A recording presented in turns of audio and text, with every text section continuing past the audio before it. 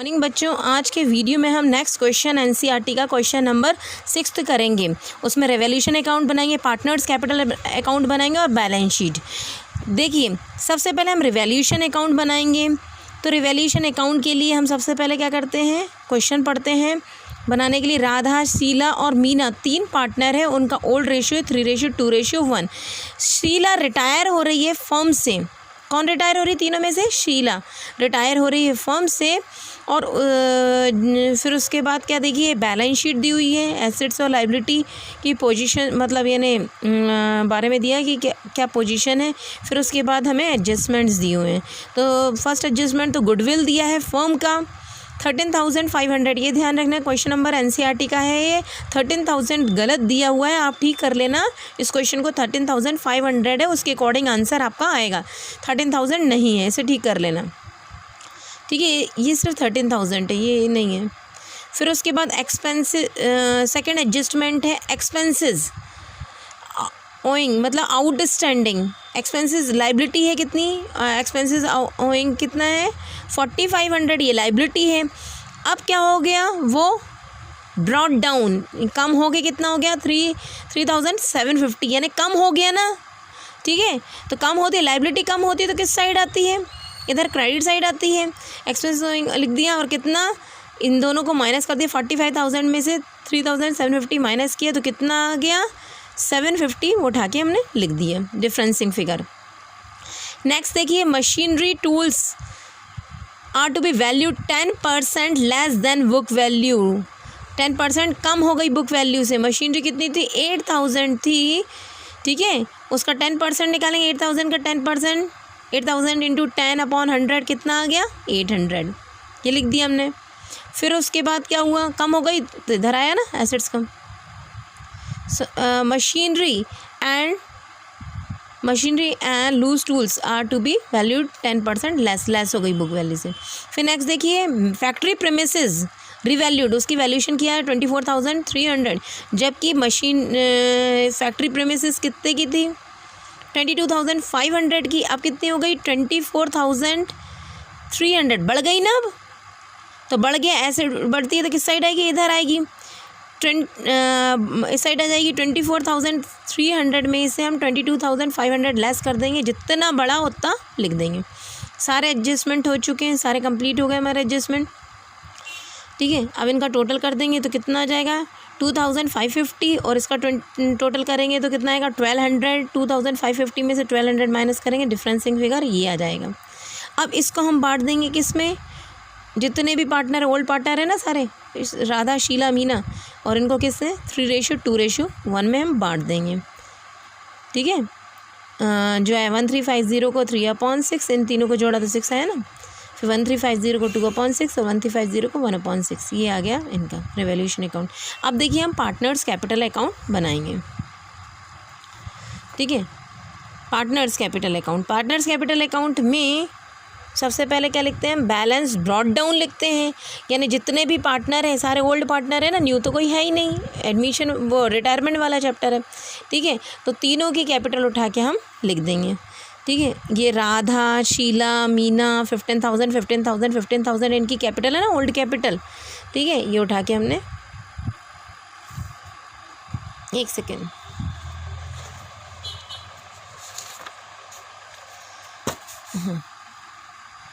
हाँ, ये 15,000 उठा के लिख दिए। फिर से देखिए, पार्टनर्स पार्टनर राधा, शीला, मीना, इनकी कैपिटल कितनी थी 15,000, तो ये उठा के हमने लिख दिया, बैलेंस ब्रॉट डाउन करके 15,000।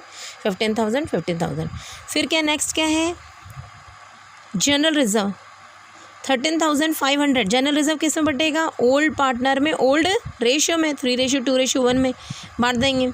1350 को बांट दिया, ठीक है। 6,750, 4,500 और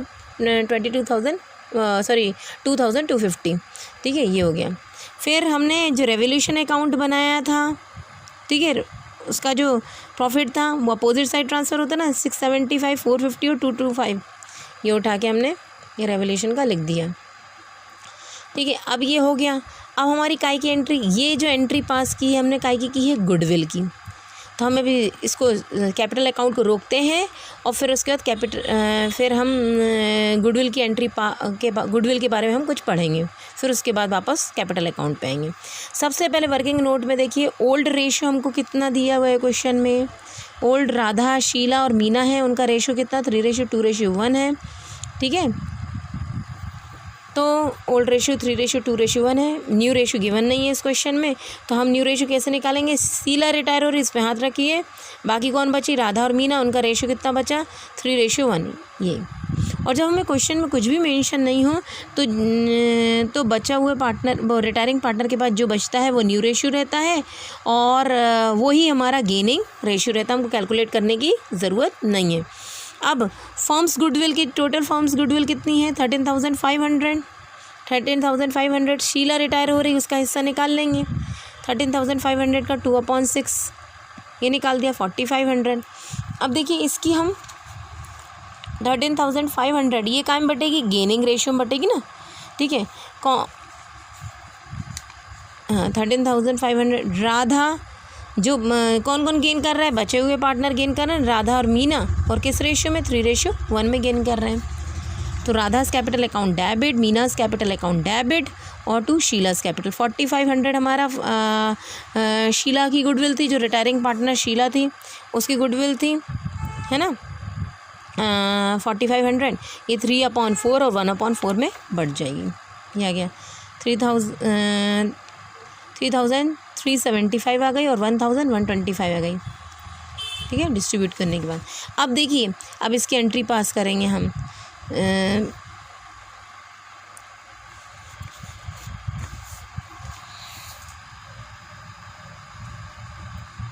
राधा और मीना लिखेंगे, ये दोनों क्या है डेबिट हैं, तो क्रेडिट साइड आ जाएंगे और काय में डालेंगे, शीला में। देखिए हमने क्या लिखा, बाय राधा और मीना लिखा और काय में डाला, शीला में। और टू शीला था ना, टू शीला लिखा और किस में डालेंगे हम, राधा और मीना में। ठीक है, राधा और मीना में डालेंगे।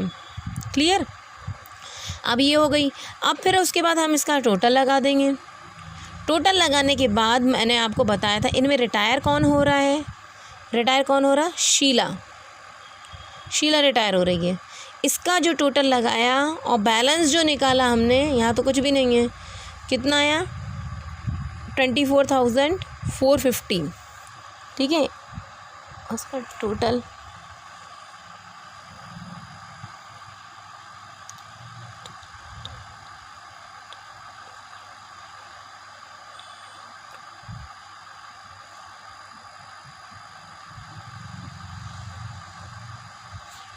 जो शीला रिटायर हो रही है उसका जो बैलेंसिंग फिगर क्या लिखेंगे, शीलाज लोन करके लिखेंगे। क्यों, क्योंकि इसमें कोई भी पेमेंट नहीं दिया है। ऐसा नहीं हुआ कि मतलब कि रिटायरिंग पार्टनर जा रहा है तो उसको पूरा पेमेंट कर दिया। अगर पूरा पेमेंट कर देते तो ये बैलेंसिंग फिगर बैंक के कैश करके लिख देते हैं, और यहाँ नहीं दिया तो इसका मतलब उसको पेमेंट नहीं किया, तो हम क्या लिखेंगे, शीलाज लोन, यानी फर्म के ऊपर लोन हो गया, शीला को देना बाकी है। और बाकी जो दो पार्टनर रिमेनिंग पार्टनर है उनका बैलेंस कैरेट डाउन करके बैलेंसिंग फिगर लिख देंगे। क्लियर। अब ये हमारा पार्टनर्स कैपिटल अकाउंट बन गया। अब हम क्या पढ़ेंगे, बैलेंस शीट। ठीक है, बैलेंस शीट का तो हम पहले ही बता चुके फंडा, जिसमें जिसमें कोई चेंज नहीं आया उसको एज इट इज़ लिख देंगे, और जो बढ़ रहा है उसको प्लस कर देंगे और जो घट रहा है वो माइनस कर देंगे। तो 1 बाय 1 देखते हैं हम।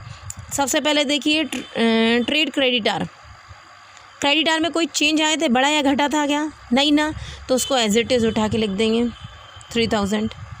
फिर बिल पेबल 4,500, उसमें कोई चेंज आए थे क्या, नहीं ना, उसको भी उठा के लिख देंगे क्योंकि उसमें भी कोई चेंज नहीं आए थे।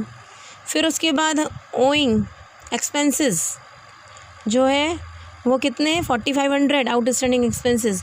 अब बढ़ गए, कितना हो गया, चेंजेस आ गया, कम हो गए ना, तो कम हो गए तो क्या कर देंगे, कितने कम हुए थे हमारे 750, तो ये माइनस कर देंगे, जो कम होते हैं वो माइनस कर देते हैं।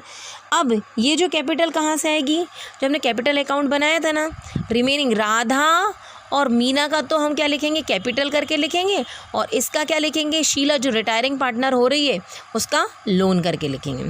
तो ये लिख दिया हमने, रिमेनिंग पार्टनर का कैपिटल करके लिख दिया और उसका लोन, और टोटल लगा दी। ये हमारा पूरा क्लियर हो गया। अब फिर उसके बाद कैश में न्यू एडमिशन के टाइम तो क्या होता है, न्यू पार्टनर आता है तो कैश में क्या होता है कि गुडविल लेके आता है, न्यू कैपिटल लेके आता है तो वो जोड़ देते हैं, लेकिन यहाँ तो कोई चेंज नहीं आ रहा तो इसको एज इट इज़ लिख देंगे कैश में। फिर बैंक में भी कोई चेंज नहीं आ रहा, उसको भी एज इट इज़ लिख देंगे।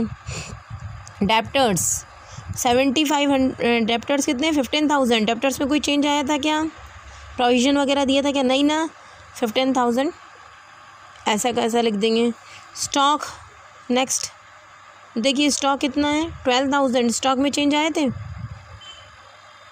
देखिए स्टॉक में चेंज आए थे क्या, नहीं ना, उसको भी वैसा का वैसा हम लिख देंगे स्टॉक को भी। फिर स्टॉक के बाद क्या फैक्ट्री पेमेंट्स 22,500 और बढ़ गई थी ना तो इसको क्या कर देंगे, जितनी बड़ी वो प्लस कर देंगे। कितनी बड़ी थी हमारी फैक्ट्री पेमेंट्स 1800 बड़ी थी, 1800 हम प्लस करके बाहर कर देंगे। मशीनरी देखिए 8,000 थी और कम कितनी हो गई थी 800, माइनस करके लिख देंगे। 8,000 में से 800 माइनस 7,200। फिर loose tools next, loose tool 4,000 है, उसमें चेंज आए थे लूज़ टूल्स में, हाँ 10% कम हो गए थे तो 4,000 का 400 आया था, कम हुए थे, 400 लेस करके लिख देंगे और इनका टोटल कर देंगे। दोनों साइड का बराबर आ गया तो सही, नहीं तो गलत है। Thank you.